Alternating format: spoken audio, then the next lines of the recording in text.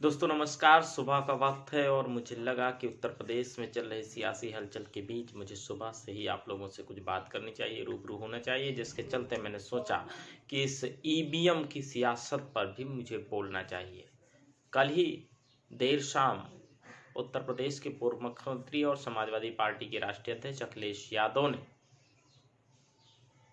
Press conference करके EVM का बड़ा खुलासा किया है। उन्होंने बताया कि वाराणसी जैसे जिले में ईवीएम के साथ छेड़छाड़ की जा रही है और वाराणसी डीएम पर उन्होंने एक बड़ा आरोप भी लगाया है। सुनिए पहले क्या था अखिलेश यादव का ये आरोप।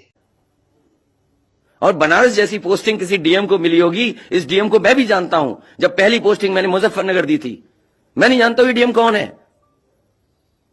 किसकी सिफारिश पे ये मुजफ्फरनगर पहली बार गया था।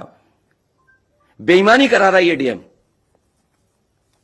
समाजवादी पार्टी के मुखिया अखिलेश यादव ने न सिर्फ ये आरोप लगाए बल्कि उन्होंने अपने युवा संगठन के लोगों से और खासकर उन मतदाताओं से जिन्होंने समाजवादी पार्टी के पक्ष में वोट किया है, नौजवान हैं, उनसे ईवीएम की निगरानी की बात भी कह डाली है। उन्होंने कहा कि अगर समाजवादी पार्टी को वोट दिया है, बड़ी तादाद में युवाओं ने वोट दिया है, तो मैं उनसे अपील करता हूं कि वो 2 दिन जिस तरह से किसान सालों साल बैठे रहे, इसी तरह से वो 2 दिन कम से कम अपने ईवीएम की निगरानी कर लें, ताकि इस इतिहास में ऐसा दिन दोबारा न देखना पड़े। बड़ी बात अखिलेश यादव ने कही है, सुनिए क्या कुछ कहा था अखिलेश यादव ने। कि ये लोकतंत्र का आखिरी चुनाव है। इसके बाद तो जिस तरीके से आजादी के लिए लड़ाई लड़ी गई थी, उसी तरह की हमें और आपको क्रांति करनी पड़ेगी। मैं तो अपने नौजवानों से अपील करूंगा कि जहां किसान इतने साल बैठे रहे, तब सरकार झुकी। कम से कम 3 दिन लोकतंत्र के अखंड प्रहरी बनकर के ईवीएम्स को बचाएं और चुनाव को बचाएं। अखिलेश यादव के इन तमाम बयानों के बाद से उत्तर प्रदेश की सियासत में हलचल उठ गई है और देर शाम ही उत्तर प्रदेश के समाजवादी पार्टी के प्रदेश अध्यक्ष नरेश उत्तम पटेल की अगुवाई में चुनाव आयोग से मिलकर यह मांग की गई है कि उत्तर प्रदेश में ईवीएम के साथ छेड़छाड़ की जा रही है, जिस पर रोक लगाना अति आवश्यक है। अन्यथा की स्थिति में लोकतंत्र पूरी तरह से खतरे में पड़ जाएगा। इन तमाम बयानों के बाद से और चुनाव आयोग से मांग करने के बाद उत्तर प्रदेश की चाहे वो मीडिया घराने हों और चाहे वो राजनैतिक पंडित हों, सबके मन में एक भाव जरूर पैदा होने लगा है कि जरूर ये धर्म युद्ध नहीं बल्कि अधर्म युद्ध हो रहा है।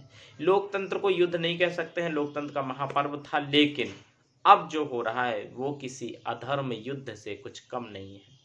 जनता अपना मतदान देने के लिए 5 साल का इंतजार करती है।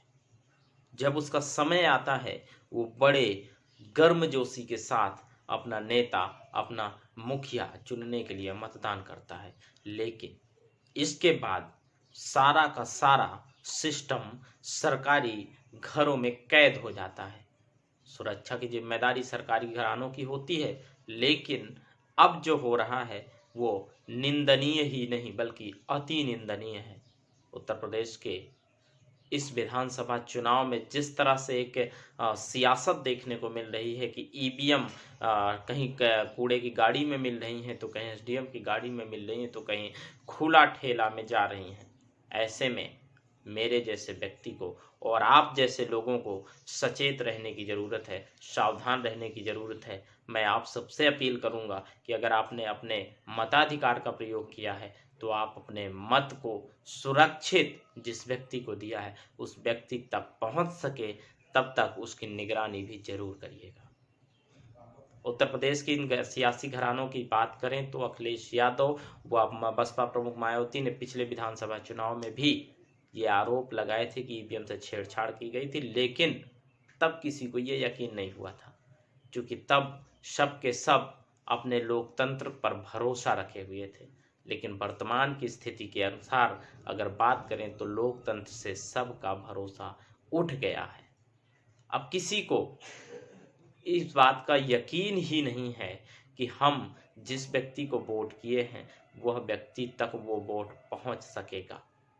बड़ी मात्रा में वाराणसी में और तमाम जगहों में ईवीएम की खेप पकड़ी गई है, कहीं एसडीएम की गाड़ी में तो कहीं नगर पालिका की कूड़े वाली गाड़ी में। ऐसे में लोकतंत्र पूरी तरह से खतरे में है।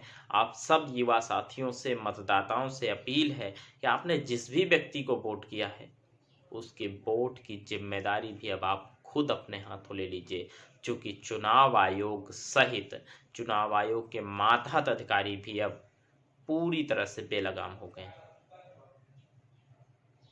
अगली खबर के लिए बने रहिए मेरे साथ। एक अपील और करूंगा, अगर आप फेसबुक पेज पर देख रहे हैं तो शेयर जरूर करिएगा, पेज को लाइक करिएगा। यूट्यूब पर देख रहे हैं तो यूट्यूब को सब्सक्राइब करिएगा और पोस्ट को फॉरवर्ड जरूर करिएगा। धन्यवाद।